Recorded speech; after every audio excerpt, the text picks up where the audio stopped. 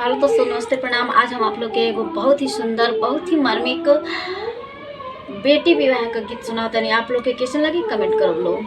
हरदी के पते बेटी चिट्ठिया जे लिखली दिहाली वो पापा जी के हाथ।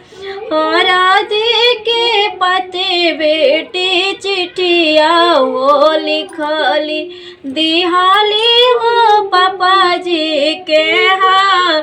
सभावा में बैठेले पापा हो कवन पापा चिट्ठिया जे ले हाथ।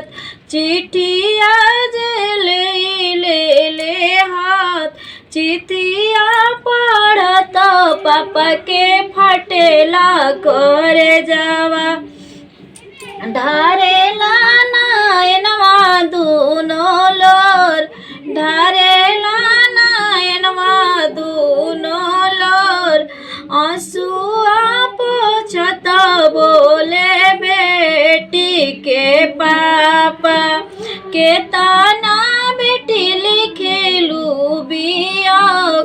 आंसुआ पोछत बोले बेटी के पापा।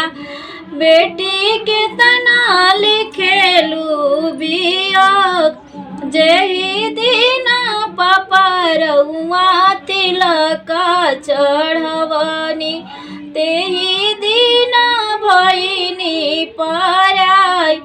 जेही दिन अमारौरा पौआ पखरनी तेही दिन भइनी पराई।